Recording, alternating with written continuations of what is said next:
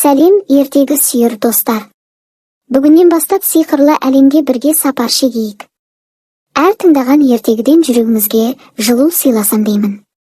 Каналға тіркеліп бірге қиял әлемін аралайық. Айсұлу мен сиқырлы бақтың құпиясы. Айсұлу мен ата-анасының бақшасы жай ғана әдемі емес еді, оның әрбір гүлі ерекше бір сиқырға ие болды.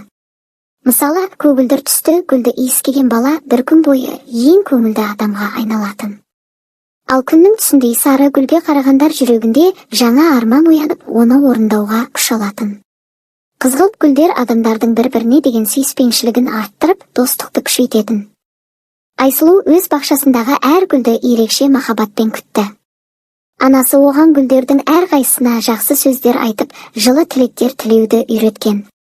Әкесі бақты қорғап, әр бұрышына кішкентай құстарға ия жасап берген. Бір күні баққа алыстан саяхатшы бала келді. Оның аты Жансерік болатын. Жансерік көңілсіз еді, себебі ол көп көшіп жүріп достар таба алмаған екен.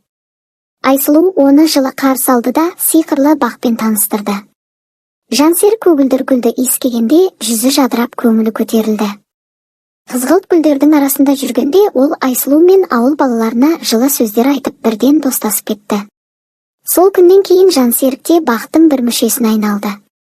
Ол өз қолымен кішкентай сарғылт гүлдер егіп, оларды армандардың гүлі деп атады.